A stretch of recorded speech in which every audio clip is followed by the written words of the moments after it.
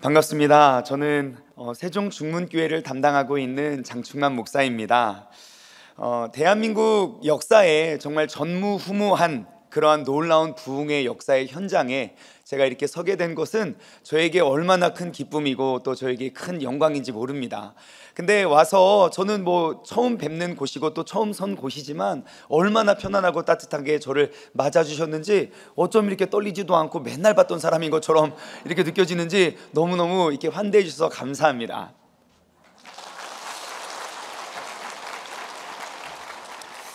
예, 저는 19년 차 열정이 충만한 사역자입니다. 이름이 충만이어서 얼마나 충만한지 자는 시간이 너무 아까워서 그냥 어떤 시간이라도 다 쓰려고 지금 열심히 노력을 하고 있는데, 제가 진짜 이런 생각도 해봤어요. 만약에 제 이름이 충만이가 아니라 중만이었다면 굉장히 중후해지지 않았을까 생각해 봤는데요. 아직까지는 제가 19년 사역하는 동안 정말 한순간도 열심히 하지 않았던 적은 없었던 것 같습니다. 근데 제가 사역을 하면서 두 번의 큰 회의를 겪게 되었습니다. 첫 번째는 교육부 사역에 대한 회의였어요. 제가 2005년 군대를 막 전역하고 8월 달에 전역하고 9월 달부터 여기서 얼마 멀지 않은 잠실 본동에 있는 한 교회에서 이제 처음으로 이제 파트타임 전도사 사역을 시작했습니다. 제가 정말 그때부터 지금까지 저는 교육부 사역 설교를 계속하고 있는데요. 저는 정말 열심히 사역했어요. 정말 목숨 걸고 사역을 했었습니다. 근데 그 아이들이 이제 자라나서 대학을 가고 직장을 취직하는데 그 아이들이 한 명 한 명 이제 교회를 떠나는 거예요. 저는 그것이 정말 저의 모든 사역의 큰 회의로 찾아왔습니다. 사람들이 이렇게 위로를 해줘요. 아유, 요즘 애들 다 그래. 원래 대학 졸업하면 90%는 떠난다던데. 근데 제가 어차피 대학 가서 떠날 아이들을 위해서 목숨 걸지 않았거든요. 저의 사역의 목표는 그 아이들이 한 명이 됐든 두 명이 됐든 그 아이가 98%, 99%의 세상을 깨뜨리고 변화시키기 위한 그러한 믿음의 자녀가 되기를 선포했었는데 그 아이들이 결국 다 떠나더라고요. 얼마나 마음에 큰 회의가 왔는지 몰라요. 어차피 떠날 거면 굳이 내가 목숨 걸 필요는 없지 않는가. 그런데 그때 가장 힘들어했을 때에 대학을 가도 직장을 취직해도 결혼을 해도 아이를 낳아도 교회를 떠나지 않는 그러한 다음 세대 사람들을 발견하게 됩니다. 그들에게는 하나 같은 공통적인 그 공통점을 발견했는데 그것이 무엇이냐면 부모님과 함께 신앙생활하는 아이들은 떠나지 않더라고요. 그래서 저희 교회는요, 우리들 교회에서 원메시지 사역을 같이 하는 것처럼 저희 교회는 2017년 제가 세종시의 지하실 작은 상가 80평짜리 공간을 세 칸으로 나눠서 이제 예배를 드렸는데 그 작은 상가에서 개척을 할 때 교육관이 없어서는 아닙니다. 저는 그때 우리 교회는 무조건 전세대 통합 예배를 드린다라고 선포를 했습니다. 전세대 통합 예배는 무엇이냐면요, 예배와 신앙 교육을 분리한 거예요. 예배는 삶이지 교육이 아니거든요. 예배는 배운 대로 드리는 것이 아니라 본대로 따라 하거든요. 여러분, 좀 뼈대 있는 유치부 나오신 분이라면 다들 기도 어떻게 하셨습니까? 어떻게 배우셨습니까? 기도에 5손가락 막 그러면서 하나님 아버지를 부르짖고 이런 거 있잖아요. 무릎 꿇고, 여러분 무릎 꿇고 손 모으고 눈 감고, 장충만 떠들지 마. 자, 우리 충만이가 기도 준비할 때까지 기다릴 거예요. 그러면서 우리가 그렇게 기도 배웠잖아요. 여러분 기도 어떻게 하십니까? 아버지. 삶이 너무너무 힘든데 우리가 그러고, 여러분 신앙은 그냥 삶이지 교육이 아니더라고요. 그래서 저희는 전세대 통합 예배를 합니다. 그것은 무엇이냐면 전 세대가 함께 예배를 드리고요, 그 예배 시간 이후에 신앙 교육을 해요. 그렇게 해서 저의 첫 번째 찾아왔던 회의를 극복했습니다. 두 번째 고민은요, 한국 교회와 한국 교회 목회에 대한 그러한 큰 회의였어요.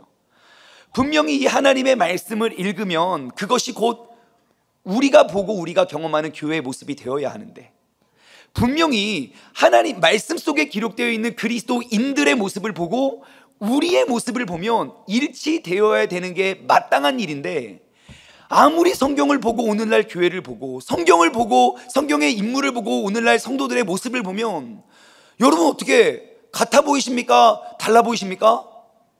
대답 안 하셔도 돼요. 너무 다른 거예요. 더 놀라운 사실은 다름이 당연해졌어요. 그러면 이런 회의가 들은 거죠. 도대체 신앙생활을 몇 년을 더 해야 말씀 속에서 기록되어 있는 그 하나님의 참 제자가 될 수 있는가라는 것이에요. 성경에는 기록되어 있지도 않는 것들이 오늘날 한국교회는 얼마나 많고, 또한 그것들이 성경에도 없는데 왜 이렇게 중요한지 모르겠어요. 그래서 도대체 이건 왜 하는 겁니까? 원래 그렇대요. 원래. 그럼 도대체 원래는 언젠지 말씀에는 보지도 않는 것들이 한국교회에 너무너무 많은 거예요. 너무 하나님의 말씀과 다른 그런 교회 현장의 모습을 보면서, 야, 도대체 신앙생활을 몇 년을 더 해야 비로소 말씀 속에 기록되어 있는 그 교회의 모습을 만들어갈 수 있는가? 항상 그래요. 한국교회 정말 한국교회에 있는 거의 모든 성도님들은 말씀에 대한 사모함이 있어요. 막 설교를 하면 그 달고 오묘한 말씀이네, 너무너무 신비하대요. 그래가지고 강해 설교를 막 해요. 그럼 다 주무세요. 그래가지고 야, 이거는 답이 아니구나. 그래가지고 이제 성경 공부를 해요. 그 성경 공부 몇 날 몇 시에 성경 공부합니다. 그러면 갑자기 그때만 바빠요. 성경 공부를 안 해요. 그래서 이때 개강을 해서 이제 성도들이 모입니다. 그러면 이제 자기소개를 해요. 안녕하세요, 저는 이제 교회를 막 다니기 시작한 지 1년 차여가지고 너무너무 잘 오셨어요. 성경을 잘 몰라요. 잘 오셔서 괜찮아요. 그 옆에 분, 저는 교회 다닌 지 10년이 됐는데요, 성경을 잘 몰라요.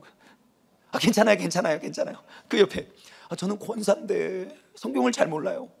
그럼 이런 생각이 드는 거죠. 그럼 도대체 교회를 몇십 년을 더 다녀야 하나님 말씀에 능한 자가 되느냐는 거예요. 제가 바로 그때 그 고민이 있었을 때 이 우리들 교회를 통해서 이 회의에, 제게 찾아온 그 목회 회의에 대한 답을 얻었습니다. 제가 사실 처음 김양재 목사님을 뵌 것은 미국에서 뉴욕이라는 곳에서 배웠어요. 제가 그곳에서 이렇게 사역을 하고 있는데, 원래 이제 목사님을 의전하기로 정해진 그러한 이제 의전팀이 있었는데 갑자기 저한테 연락이 온 거예요. 그래서 이제 제가 목사님 호텔에 모시러 갔죠. 주일 아침에. 미국은 여기보다 시차가 좀 느리거든요. 그래서 주일 아침에 이제 갔는데 여기 예배 드리고 있었던 것 같아요. 핸드폰을 이렇게 딱 들여다 보시는데 대충 보면 알거든요. 그 유튜브 보면서 웃는 거랑 예배를 드리는 거 알잖아요. 소리도 다 들려요. 막 간증 소리가 다 들려요. 근데 얼마나 재미있게 그것을 보시는지. 그러면서 저 처음 봤잖아요. 안녕하세요. 그런데 이거 보라고 이렇게 삶의 고백을 한다고 막 그러면서 제가 처음 본 저의 모습은, 진짜 이 목사님은 정말 교회와 성도를 사랑하시는 분이구나. 그렇게밖에 알 수가 없잖아요. 그래서 목사님을 모시고 지났어요. 그리고 이제 몇 년 후로 제가 이제 교회를 개척하고 이제 사역에 대한 이런 큰 회의를 이게 겪고 있을 때 다시 한번 그 우리들 교회와 사실 우리들 교회 그 공동체가 너무너무 궁금했었어요. 소문에 듣자 하니 우리들 교회는 목장 모임이 저녁 7시에 시작하면 새벽 1시에 끝난다더라. 우리들 교회는 오직 큐티 사역을 해서 성도들이 다 막 말씀에 능한 자가 되었다더라. 원래 이 타이밍에 아멘이 나야 되는 거 아닙니까? 저는 또 의심이 충만해가지고요. 의심장애 충만이잖아요. 그래서 그 현장이 너무너무 궁금했어요. 어떠한 행사나 프로그램 아무것도 몰랐어요. 그래서 무조건 우리들 교회에 연락해서 내가 이만 저만 해서 우리들 교회 그 목장 모임에 한번 가보고 싶다. 사실 이렇게 생각했어요. 교회가 크고 목장 모임이 많으니 개 중에 좋은 케이스가 있을 수 있거든요. 한두 개는 좋고, 항상 목사님들은 그거 없는 건 아니니까 그걸 가지고 간증할 수 있잖아요. 그래서 아무거나 소개해달라고. 그래서 갔습니다. 가가지고 목장을 찾아갔는데 정말 소문대로였어요. 목장 모임을 딱 하는데 갑자기 부부싸움이 막 시작되면서 저는 그런 모습을, 일단 저희는 이제 교회 가정에서 다 싸우고 밖에 나가는 순간 이렇게 되잖아요. 자동차에서 교회 갈 때까지 싸우고 교회 딱 나면 안녕하세요 할렐루야 하고 또 이따가 다시 싸우고 그러고 다시 싸우고. 근데 갑자기 모임을 시작하고 맛있는 식사를 한 다음에 갑자기 싸움을 시작하시는데 막 얼굴이 울그락불그락. 이거를 나 어떻게 해야 되지? 막 그러면서 우리 집 부부싸움 이야기를 막 담대히 전할 수 있는 용기를 막 주시는 거예요. 근데 그 목자님과 권찰님께서 정말 조금도 당황하지 아니하시고 잘 이렇게 잘 인도를 하셔서 잘 맞췄는데 진짜 12시 반 1시 돼서 끝나더라고요. 야, 이게 진짜 이렇게 하는구나. 그리고 저는 또 5시에 새벽 예배를 인도해야 되기 때문에 1시에 내려와서 세종에 또 새벽 예배 인도하고 다음 주에 또 가고 싶었어요. 전화했죠. 다른 곳 가려고 해주세요. 다른 곳. 같은 곳 말고요, 다른 곳. 그래서 다른 곳에 갔어요. 다른 목장 가니까 그때도 막 자기 죄를 막 고백하는데 저는 제가 평생 지었던 가장 큰 잘못, 이거 꺼내면 나는 진짜 사회생활이 힘들겠다라고 생각하고 저 구석에 묻어두었던 그 죄가 그들의 고백을 들으니 아무것도 아닌 거예요.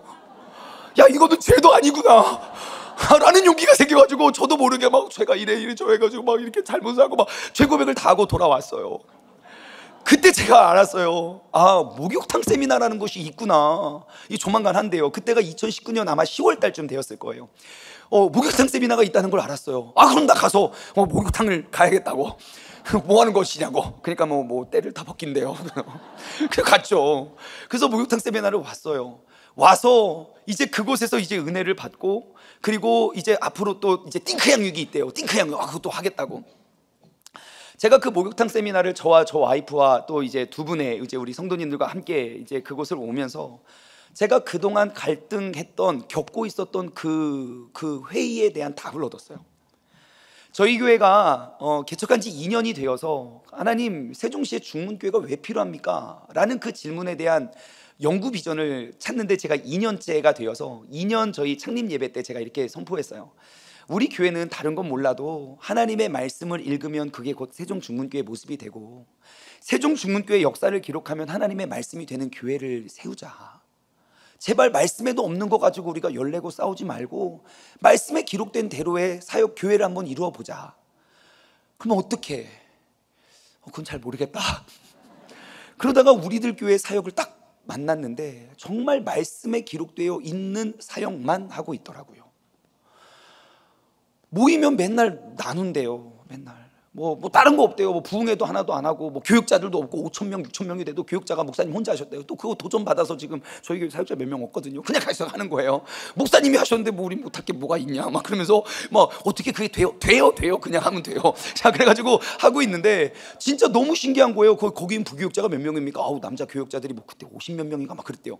그러면 교육자들끼리 예배 바치고 축구 모임 이런 거 합니까? 저 운동을 좋아하니까. 축구 합니까? 축구 안 한대요. 그럼 뭐 합니까? 저희는 어떠한 사조직 사모임이 없습니다. 오직 말씀과 2명이 모이면 큐티 적용하고 3명 모이면 말씀 나누고. 너무 성경적인 거예요.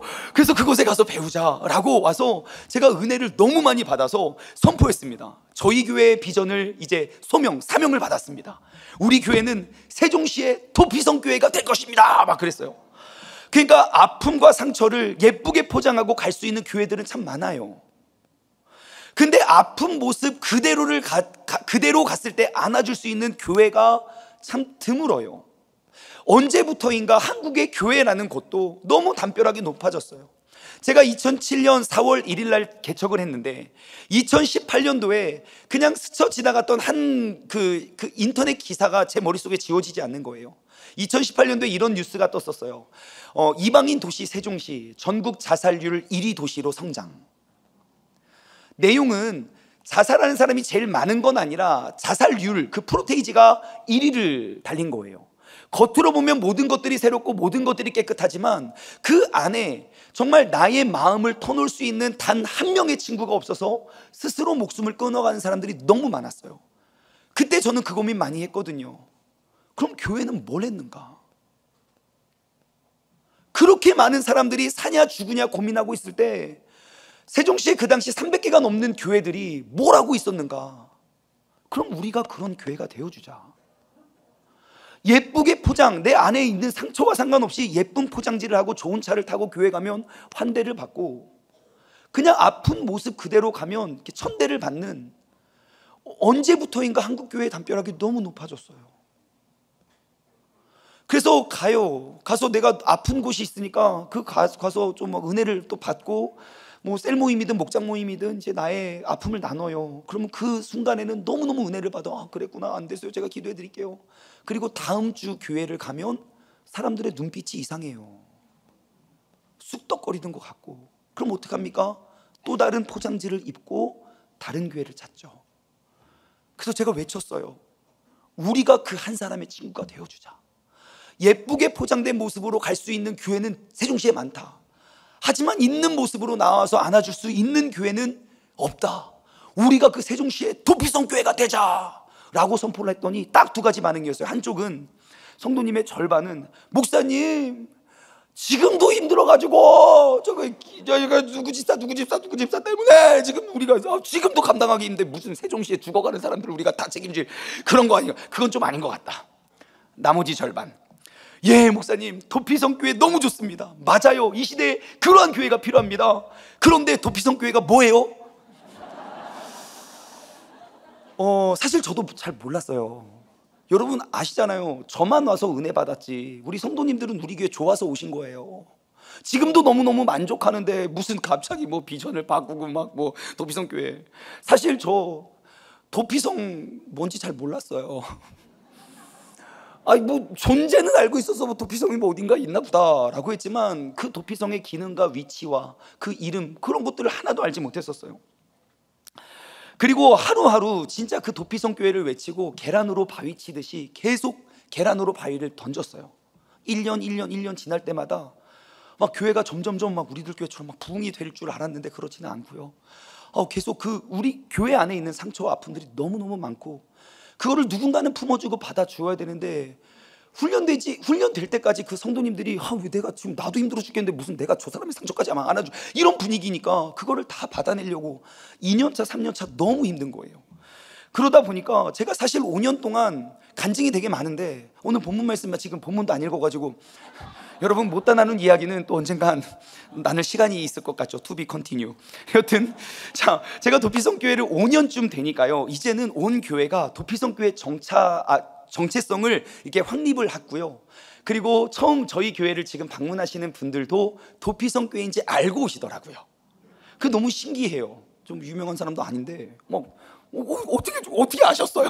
너무너무 신기한데 물론 갈등도 어려움도 있고 앞으로 우리가 나아가야 될 길도 멀지만 지난 5년 동안 두터워진 그 믿음의 공동체를 통해서 정말 그 한 명 한 명 한 영혼을 우리가 안고 품으면서 오늘도 목회를 신나게 하고 있습니다.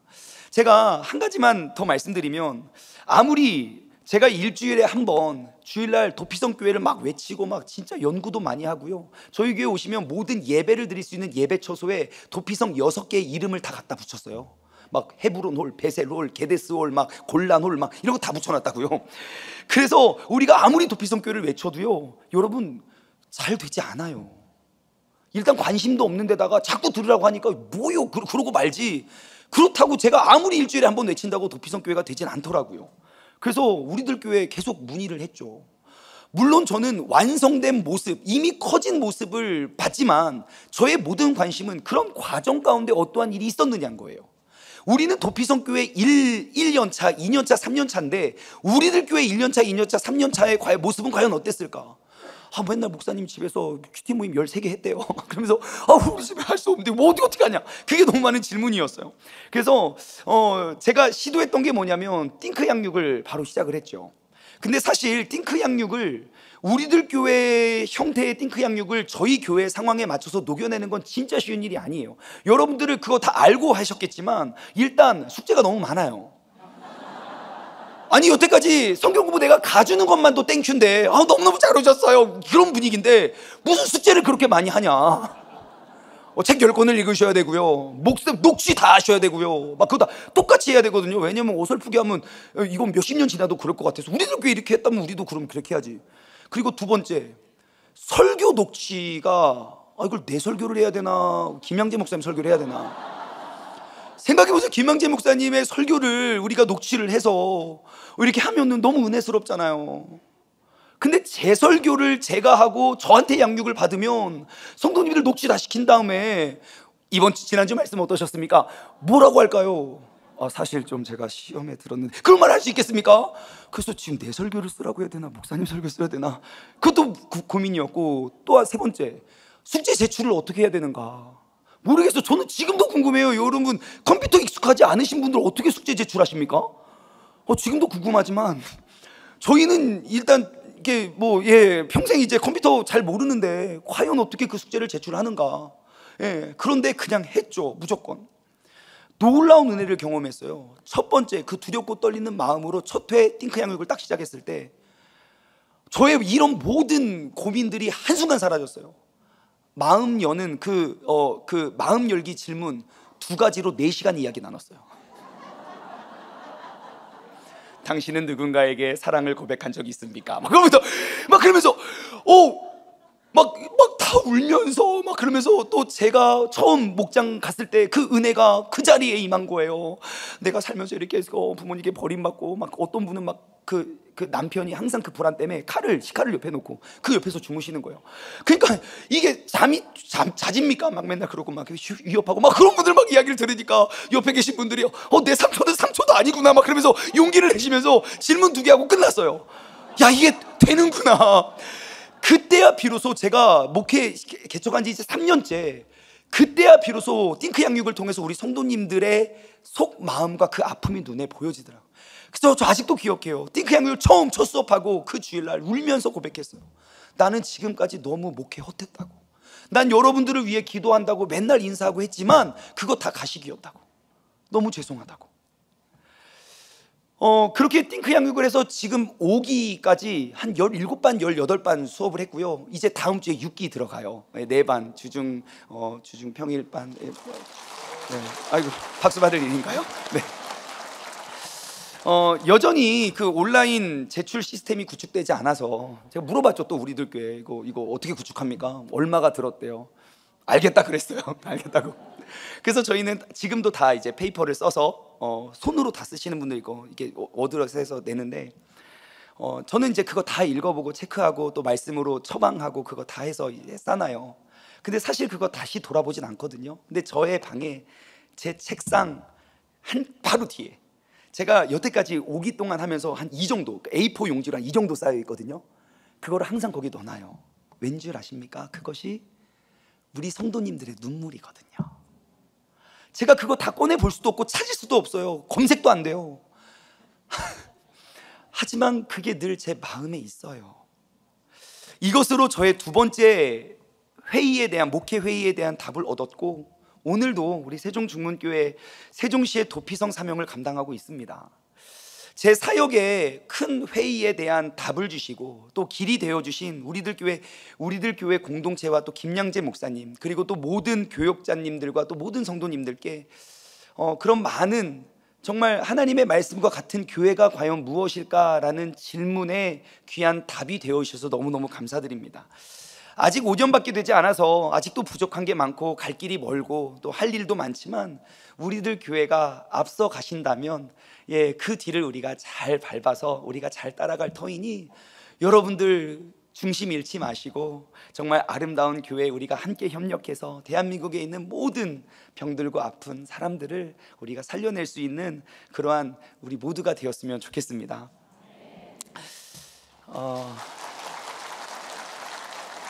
이렇게 박수를 받으니까 지금 뭔가 내려가야 될 것 같아요. 이 분위기 좋잖아요, 딱 여기서. 사실 제가 오늘 본문 말씀을 가지고 2개의 대지를 준비했는데 일부 예배 드려보니 1개만 하고 1개도 끝내기가 쉽지 않더라고요. 그래서 다짐했어요. 지금도 대지 하나만 할 수밖에 없어요. 2번째 대지는 3부 예배 때 궁금하신 분만 오세요. 그때는 2번째 대지 할게요. 우리는 지난 9월부터 민수기 여행을 떠났습니다. 민수기는 한자어로 백성민의 가닥수, 셀수자를 써죠. 그래서 민족의 수요를 세는 책. 영어로는요, 그래서 numbers라고 하죠. 숫자. 여러분 혹시 민수기의 히브리어 원어 뭐라고 기록되어 있는지 아십니까? 저 여러분들이 대답하셔서 깜짝 놀랐어요. 일부 예배 때 사실. 원래 민수기의 히브리어 성경에는요 베미드바르라고 기록이 되어 있어요. 근데 그 베미드바르의 뜻은 숫자와는 전혀 상관없는 뜻이에요. 바로 광야에서이지요. 민수기는요 출애굽한 이스라엘 백성들이 광야에서 하나님과 보냈던 그 추억을 기록하고 있어요. 좀만 자세히 나누면 그 광야 생활 40년의 광야 생활을 기록한 건 아니고 출발 2년과 그리고 도착 직전의 2년, 그러니까 광야 생활의 출발과 마지막, 다시 말해 우리가 광야 생활이 이제 이스라엘 백성들이 430년간의 노예 생활을 떠나서 이제 그들의 본격적인 광야 생활에 시작할 때 우리가 어디를 바라보고 무엇을 향해 어떻게 나아가야 될지 하나님께서 다 알려주시는 게 민수기고, 그리고 그들이 광야 생활이 마치고 새로운 삶, 그 약속의 땅에 들어갈 때 우리가 그곳에서 무엇을 어떻게 이루어 가야 할지를 가르쳐주고 있는 책이 민수기라는 것이에요. 우린 여기서 아주 중요한 지혜를 하나 얻을 수 있어요. 내 인생의 광야의 길, 시작과 마지막은 민수기와 함께 하여야 된다는 것이에요. 매 순간 광야길과 같은 우리의 인생에서 내가 새로운 사건과 직면할 때, 우리는 무엇을 어떻게 해야 될지 알지 못할 때, 여러분 민수기를 펴서 하나님이 그들에게 무엇을 말씀하시고 어떠한 계획을 가지고 계시고 어떻게 인도하시고 매일 무엇으로 먹이셨는지 우리는 민수기를 통하여 답을 얻을 수 있는 지혜로운 사람 되기를 소망합니다. 오늘 본문 말씀은요, 민수기 30장입니다. 민수기 30장은 서원과 서약에 관한 명령이에요. 그런데 서원이 이루어지기 위해서는 반드시 갖추어져야 할 조건이 있다는 것이에요. 본문 말씀의 등장인물을 분류해 보면요, 서원을 하는 사람이 있고요, 그리고 서원을 받는 하나님이 계세요. 그러면 서원을 하고 받아주면 그것이 이루어지면 되는 거 아닙니까? 그런데 그 서원이 온전히 이루어지기 위해서는 허락해주는 사람이 있어요. 그 세 부류가 하나의 아름다운 그 관계를 형성할 때 그 서원이 이루어진다고 이야기해요. 그러면 서원을 하는 사람이 누구인가? 성경은 매우 연약한 사람들의 서원을 이야기하고 있어요. 3절 말씀 보면요, 어린 여자들의 서원. 6절 말씀을 보면요, 새 신부, 이제 갓 시집을 간 그 새 신부의 서원. 그리고 9절 말씀을 보면요, 과부와 이혼당한 여자들의 서원. 오늘 본문 말씀은요, 사회적으로 힘없고 연약한 자들의 서원이 하나님께 이루어지기 위한 그런 방법을 가르쳐주고 있어요. 여러분, 그 어린 여인들과 그 여자들, 민수기는 계수하는 책이라고요. 근데 그 여자들, 여기서 서원하는 사람들은 단 한 번도 계수에 들어가 본 적이 없습니다. 누구도 이들의 이야기, 누구도 이들의 꿈, 누구도 이들의 소원에 대해서 관심을 기울이고 들어주는 사람이 없다는 것이에요. 일평생 나의 소원과 원함에 대해서 누구도 들어주지 않는데, 오늘 본문 말씀은 이야기해요. 그 어린 여인들과 아내들과 그 과부들과 그 이혼당한 여자들, 하나님께서 그 이야기를 들어주신다는 거예요. 여러분, 하나님께서는 이러한 연약하고 작은 자들의 귀에, 그들의 요청에 귀를 기울이고 계십니다. 여러분, 그렇다면 우리도, 하나님이 우리를 이 시간 왜 이 자리에 부르셨겠습니까? 우리도 누군가의 그 나보다 작고 나보다 연약한 자의 요청에 귀를 기울일 수 있는 한 사람이 되기를 소망합니다. 오늘 본문 말씀은 그 약한 자들이 하나님과 맺은 서원이 이루어지기 위해선 반드시 그 가장, 남편 혹은 아버지, 그 가장의 허락, 가장의 동의가 있을 때 이루어진다고 이야기합니다. 13절 말씀을 보시면요, 모든 서원과 마음을 자제하기로 한 모든 서약은 그의 남편이 그것을 지키게도 할 수 있고 무효하게도 할 수 있으니, 그래요. 그러니까 어떠한 서원과 결심과 서약들도 그 아버지, 즉 그의 남편, 즉 그의 가장의 허락 여부에 따라서 그 서원이 가족들의 서원이 이루어질 수도 있고 혹은 무효하게 될 수도 있다는 것이에요. 서원하는 자와 서원을 받으신 하나님, 이 둘을 연결하는 열쇠가 가장에 있다는 것이에요. 한 번 더요. 서원하는 자와 서원을 받으시는 하나님, 이 둘을 연결하는 그 열쇠가 가장에게 주어졌다는 것이에요. 하나님 크게 실수하신 거예요. 그 열쇠를 가장에게 주었다면 아무리 많은 서원을 해도 그 이루어질 게 몇 개 있겠습니까? 여보, 이번에 교회에서 부흥회를 하는데 안 돼. 어디서 지금도 교회 목장 모임 가는데 무슨 부흥회 같은 소리야. 안 돼, 일단. 여보, 이번 겨울에 아울리치 안 돼. 무슨 아울리치, 집 비우고 어디 가려고 그러냐고.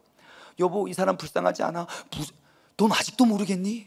세상에서 내가 제일 불쌍해. 막 이런 남편을 모시고 우리가 무슨 신앙생활하면 하나님께 무슨 서원을 하냐는 거예요. 여러분, 만약에 그 서원이 이루어지는 열쇠를 만약에 아내들에게 주었거나 여자들에게 주었다면 하나님을 향한 그 믿음의 결단과 고백이 있을 때마다 족족들이 이루어지지 않겠습니까? 근데 왜 하나님께서는 그 열쇠를 남자에게, 그것도 그 가장에게 주셨냐는 거예요. 하나님 진짜 손해보시는 것 같아 보여요. 하나님께서 뭔가 잘못 말씀하신 게 아닐까? 절대 아닙니다. 왜냐하면 하나님께서는 그 여자들의 서원을 통해서 가정을 세워가길 원하시는 하나님의 계획을 발견할 수 있어요. 여자들의 서원이 이루어지면 이루어질수록 믿음 없는 남편은 점점점 소외되고 멀어지는 것이 아니라 여자들의 서원이 이루어지면 이루어질수록 가정이 서고 가장이 서는 모습을 하나님께서는 그리시는 거예요.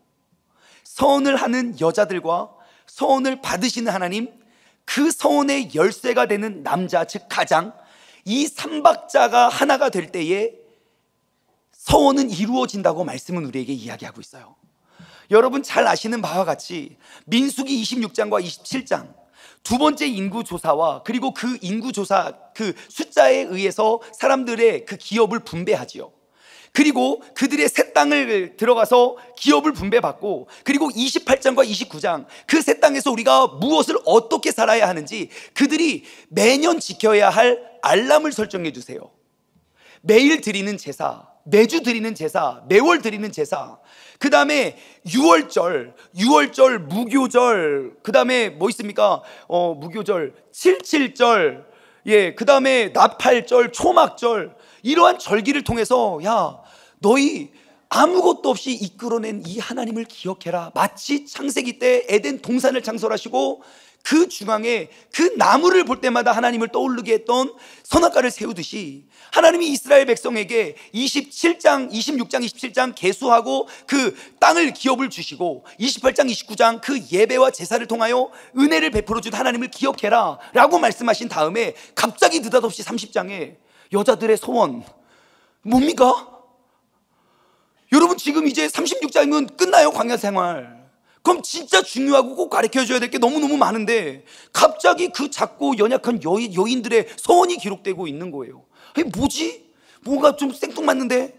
그런데요, 제가 이 말씀을 또 우리 삶의 거울로 삼아 곱씹어 가고 있을 때 갑자기 딱 머릿속에 떠올랐던 한 장면이 있었어요. 여러분 혹시 창세기 3장 기억하시나요? 하나님께서 1장과 2장 아름다운 천지를 창조하시고 3장에 인간이 하나님께 죄를 범합니다. 근데 그 죄를 범한 인간의 첫 번째 나타난 현상이 뭡니까? 가정이 파괴돼요. 허물없이 지냈던 그 아내의 모습이 부끄럽고 수치스러워서 가리고요. 그리고 그에게서 난 자식들이 형제, 아들이라고 둘밖에 없는데 열받는다고 형이 동생을 죽여버려요. 그것이 3장의 모습이에요. 그리고 4장에 넘어오잖아요. 갑자기 생뚱맞게 가인과 아벨의 제사에 대한 소식이 기록되어 있어요. 그럼 우리는 알 수 있어요. 그 예배를 통하여 이 깨어진 관계를 회복하는 건 예배구나. 근데 그 창세기 4장의 결론, 4장의 마지막 25절과 26절은 이렇게 기록하고 있습니다. 아담이 다시 자기 아내와 동침하매 그가 아들을 낳아 그의 이름을 셋이라 하였으니 이는 하나님이 내게 가인이 죽인 아벨 대신에 다른 씨를 주셨다 함이며, 셋도 아들을 낳고 그의 이름을 에노스라 하였으며 그때의 사람들이 비로소 여호와의 이름을 불렀더라. 자, 여러분 이 창세기 3, 4장의 큰 패턴을 한번 보십시오. 하나님께서는 깨어지고 부셔진 관계 속에 하나님께서는 제사를 회복하셨고 그리고 가정의 회복을 이루셨습니다. 여러분 예배의 회복은 가정에서 열매가 맺혀집니다. 여러분 오늘도 이 예배를 통해서 우리의 가정이 회복되어지기를 주님의 이름으로 간절히 소망합니다. 하나님을 향한 가족 원들의 서원이 가장을 통하여 이루어질 수 있는 그 삼박자의 회복이 이루어지길 소망합니다. 하나님, 가장, 가족, 이 삼박자의 관계를 회복하기 위해서 첫째, 가장은 가족을 책임져야 됩니다. 13절 말씀 다시 한번 보면요, 모든 서원과 마음을 자제하기로 한 모든 서약은 그의 남편이 그것을 지키게도 할 수 있고 무효하게도 할 수 있으니, 그러니까 그 서원이 이루어질지 그것이 무효가 되는지의 열쇠는 가장에게 달려 있다는 것이에요. 저는 사실 우리들 교회에 이렇게 올 때마다 저의 새로운 죄패를 발견하고 있어요. 처음에 제가 발견했던 죄패는 자기의라는 죄패였어요. 모태신앙이고 목사님 아들이고 태어났는데 목사님 아들이에요. 나의 물어보지도 않고 부모님은 목사님이 되셨어요. 그리고 신학생이고 유학까지 갔어요. 그리고 사역을 지금 19년째라고요. 그야말로 기독교 풀옵션 아닙니까? 다 덤벼. 어떠한 죄를 짓더라도 몰래 짓는다. 10계명이 10계명 중에 하나도 지키는 건 없어도 11번째 걸리지 말라. 제일 잘 지켜요. 10개 하나도 안 지켜도 괜찮아요. 그럼에도 불구하고 정말 능청스럽고 태연하게 사람들 앞에서 거룩하고 깨끗한 척 너무 잘해요. 그래서 제가 띵크 양육 하면서 매주 제 얼굴에 있던 그런 철가면을 벗기는데 힘썼어요. 그리고 얼마 전에 목욕탕 세미나에 잠깐 왔어요. 왔는데 저를 소개하는데 저는 막 이런 간증 나누려고 했는데 옆에 계신 목사님들 너무 훌륭하신 분들이 많은 거예요. 들으면서 난 진짜 난 아무것도 아니구나. 그러면서 난 여태까지 잘하는 척, 잘난 척, 깨끗한 척, 의로운 척, 거룩한 척, 뭔가 막. 그래서 제가 저를 척척 목사라고 소개를 했어요. 전 척척 목사입니다. 그리고 오늘 다시 오기 위해서 말씀을 묵상하는데 저는 5 식구를 지키는 가장으로서 나의 가정을 지켜내기 위한 서원이 단 한 개도 없는 아빠였음을 고백합니다. 저는 저의 삶을 하나님을 위한 서원은 가득합니다. 하지만 하나님께서 저에게 맡겨주신, 제가 가장으로서 저에게 맡겨주신 서원은 단 한 개도 없었어요. 여러분께 한번 여쭤볼게요. 여러분 목사로서 하나님을 위한 서원이 가득해서 나에게 주어진 모든 시간 아직도 충만하다고요. 잠도 2시간 3시간밖에 안 자요. 지금까지도 막 몸을 막 다 부셔가면서 막 아파가면서 하나님께 충성하는 목사님 원하십니까? 아니면 집에 가서 아이들 졸업식도 가고 입학식도 가고 저 지금 집안일이 있어가지고 그런 목사님 원하십니까? 저 좋은 목사지요? 아멘 하시면 안 되죠.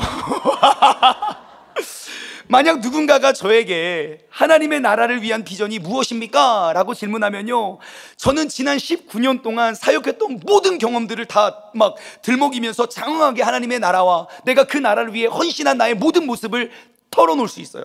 하지만 오늘 본문 말씀과 같이 한 가정의 가장으로서, 한 여인의 남편이고 3 아이의 아빠로서 그 하나님이 나에게 맡겨주신 그 가족을 위한 서원이 있으면 무엇입니까? 라고 말하면 정말 죄송해요. 우리 가족에게 단 한 개도 없어요.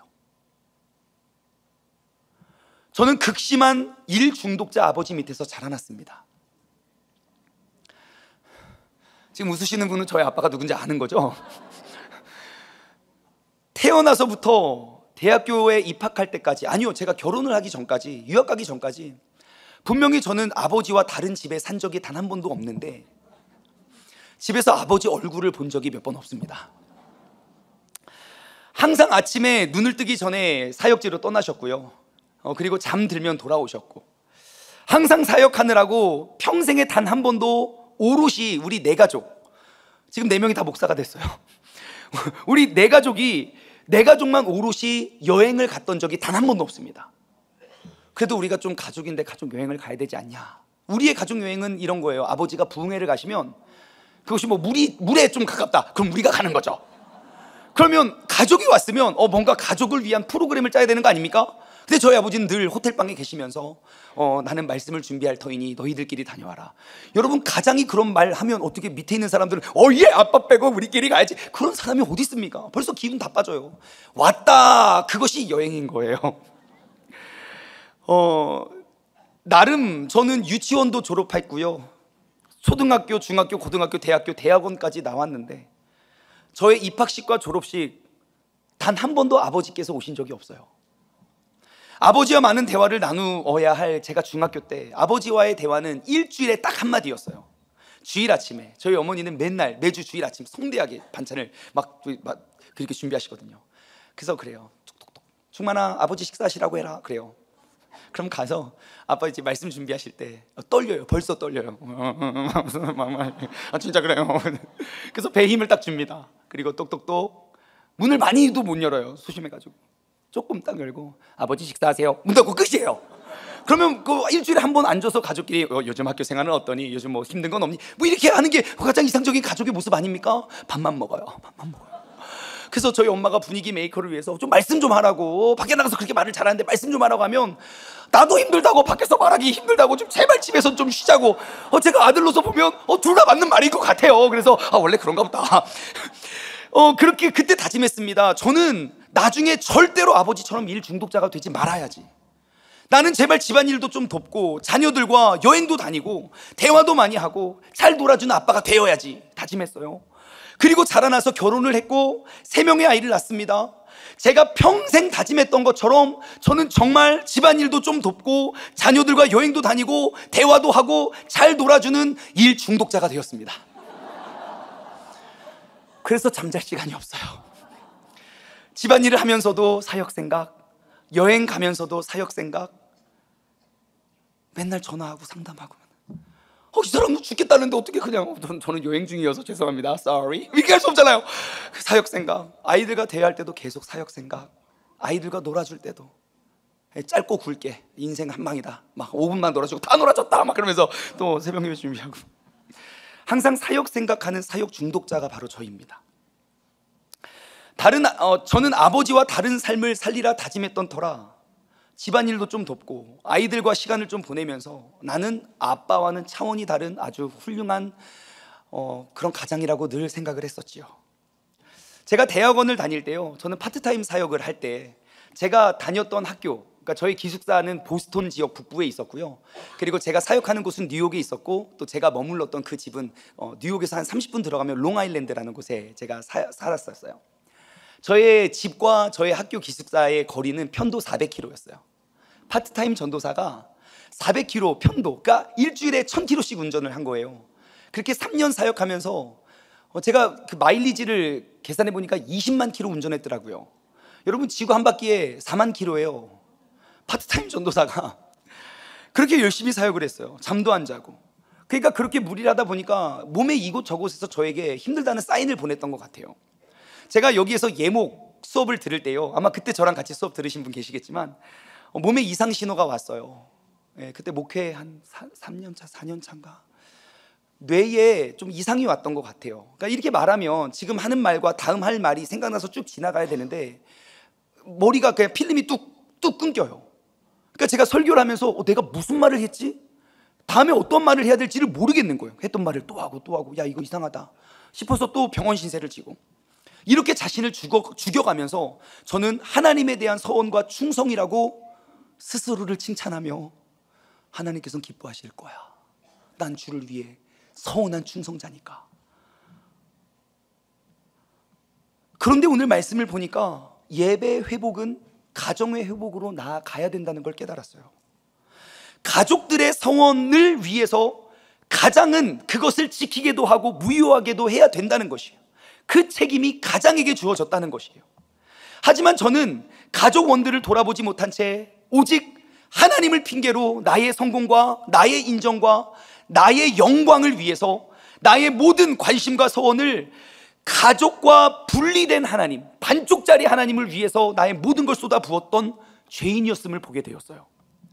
저는 평생을 사역 중독자 아버지 밑에서 자랐기 때문에 이러한 모습이 이상하다고 생각하지 않았고요, 저희 어머니께서 늘 그랬어요. 야 충만이 와이프는 진짜 행복하겠다. 왜냐면 저희 아빠랑만 살아봤으니까요. 그래도 집안일 도와주고 그것만 있어도 나는 평생 소원이 없겠다. 저는 또 그 말만 들으니까 저는 제가 잘하고 있다고 생각을 했어요. 하지만 문제가 생겼어요. 아주 평범한 평신도 가정에서 항상 가정이 우선이고 딸의 부탁이라면 과일까지 깎아서 친히 입속에 넣어주는 그런 아버지 밑에서 자랐던 저의 와이프는 저에게 늘 외로움을 호소했어요. 근데 그때마다 저는 저의 가족이, 저의 와이프와 저의 자식들이 사역의 걸림돌이라고 생각을 했죠. 나는 더 열심히 사역을 해야 되나, 늘 방해가 되는 그 아내, 그 자식들, 더 많은 시간을 교회에게 하나님께 쏟아야 되는데 쏟지 못함을 아까워하면서 가정에서도 항상 사역에 대한 고민과 생각을 하고 성도에 대한 그런 이야기만 계속 나누는 거예요. 내 아내의 마음속에 담겨진 정말 많은 수많은 이야기 보따리들이 있었는데 지난 11년 동안 얼마나 많았습니까? 근데 저는 단 한 번도 그 아내의 마음속에 있는 그 이야기 보따리를 꺼내준 적도 없고, 좀 더 정직히 말하면 그 안에 뭐가 들어있는지 관심이 없었어요. 그리고 때로는 이거 좀 꺼내주고 싶은데 솔직히 말하면 사실 어떻게 꺼내야 되는지 방법을 모르고 있어요. 왜냐하면 전 평생 한 번도 아빠가 엄마 마음속에 있는 그 이야기 보따리를 꺼내는 걸 본 적이 없거든요. 결국 그 이야기 보따리가 썩어서 뭉들어져 썩고 골마서 터지고 말았어요. 하루는 오래전 이야기가 아닙니다. 저와 와이프하고 이렇게 대화를 하는데 너무 대화가 안 되는 거예요. 그러니까 저희 와이프가 제발 내 이야기 좀 들어달라고. 그래서 제가 대답했죠. 지금 난 뭐 하고 있는 것 같냐고. 나 지금 네 이야기 듣고 있잖아. 너무너무 참다 못한 와이프가요, 앞에 있는 접시를 깨뜨렸어요. 빵 깨뜨렸어요. 이거 드라마에서 많이 본 장면이잖아요. 두둥 그러면서 따라다라따따다다 막 그러면서 어떡하지? 근데 저는 19년째 열정적으로 사역했잖아요. 조금도 당황하지 않고, 그럴 때일수록, 그런 위기의 순간일수록 그런 사명자의 피가 막 들끓어 올라요. 조금도 당황하지 않고 아주 침착하게 깨진 유리 조각을 이렇게 주우면서 제가 이렇게 이야기했어요. 야, 이제 갈 때까지 갔구나 너. 야, 거기 있는 거 다 깨도 나 하나도 안 무서워.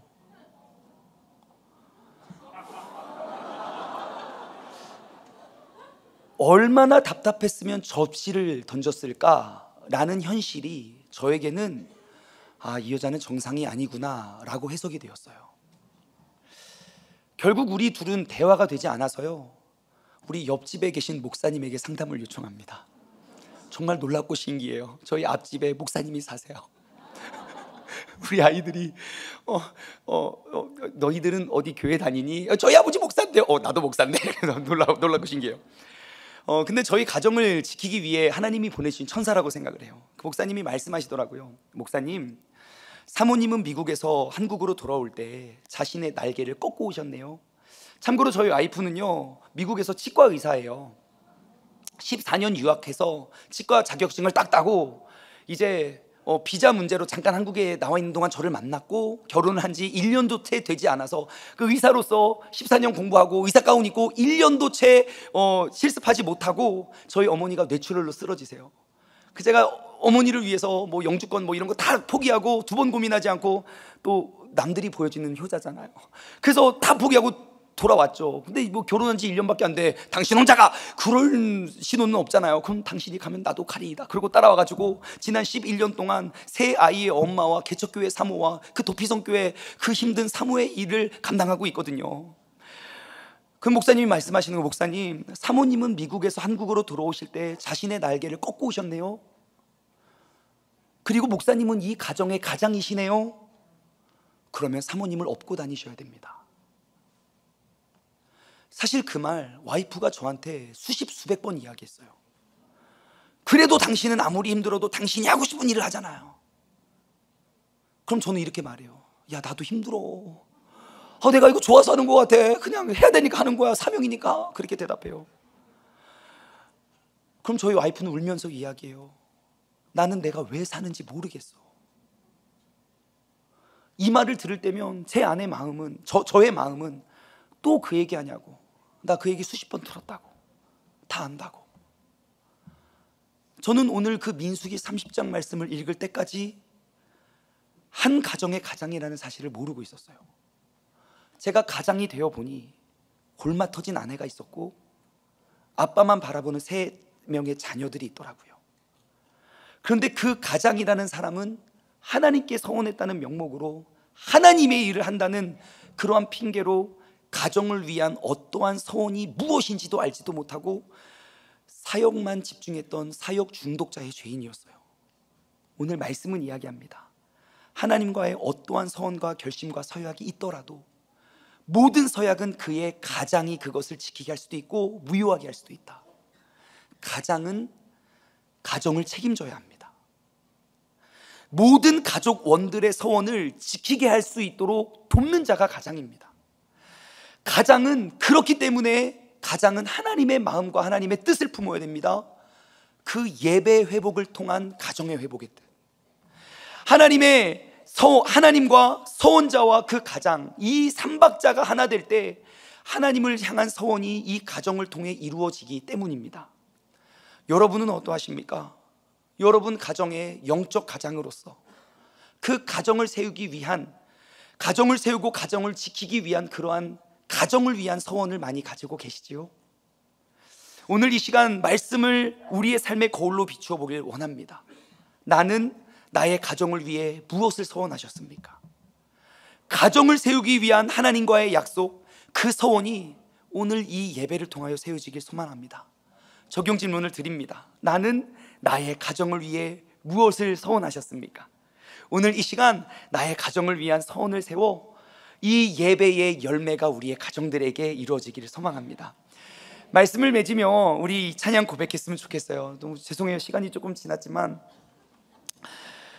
아버지 당신의 마음, 당신의 마음이 있는 곳에 나의 마음이 있길 원합니다. 아버지 당신의 눈물이 고인 곳에 나의 눈물이 고이길 원해요. 그런데 오늘은요, 아마 내가 신앙생활 한답시고 내 가족원들에게 주었던 상처, 그 상처를 바라보시는 주님의 눈물이 보여지길 소망합니다. 찬양 고백하면서 우리가 기도의 자리로 나아가길 원합니다. 아버지 당신의 마음이 있는 곳에 나의 마음이 있기를 원해요. 아버지 당신의 눈물이 고인 곳에 나의 눈물이 고이길 원해요. 아버지 당신이 바라보는 영혼에게 나의 두 눈이 향하길 원해요. 아버지 당신이 울고 있는 어두운 땅에 나의 두 발이 향하길 원해요. 나의 마음이 아버지의 마음 알아. 내 모든 뜻 아버지의 뜻이 될 수 있기를 나의 온몸이 아버지의 마음 알아. 내 모든 삶 당신의 삶 되기를. 주님이 한번 무릎짓고 합심하여 기도할 때에 주님, 우리의 가정을 세우고 가정을 회복시키기 위하여 나를 영적인 가장으로 불러주셨는데 나는 하나님의 사명을 감당한다는 핑계로 얼마나 많은 상처를 나의 가정에게 주었습니까? 나의 가정을 향한 그 하나님의 사명은 무엇인지 우리 다같이 주님의 이름 한번 부르짖고 합심하여 기도하며 나아가겠습니다. 주여, 하나님 아버지 감사합니다. 아버지 하나님, 우리가 하나님의 말씀과 아버지의 사모와 공경의 말씀에 따라 살지 못하고 하나님의 은혜에 따라 살았던 아버지 나였는데 나를 사용하여 주시옵소서. 하나님의 사랑이 담아 아버지의 가정이나 이제는 하나님의 말씀에 따라 사는 삶으로 가정을 살아가는 삶으로 아버지 그렇게 살아나갈 수 있도록 아버지 인도하여 주시옵소서. 나를 인도하시는 주님을 바라보게 하시고 하나님 선하심을 느끼어 나갈 수 있도록 우리 삶을 온전히 주님 앞에 세워질 수 있도록 주님 인도하여 주시고 주님 하나님 것으로 주님 역사하여 주시옵소서. 아버지 주님을 보게 하여 주시고. 하나님 아버지 감사합니다. 오늘 이 시간 이 거룩한 주일 그 안식일을 맞아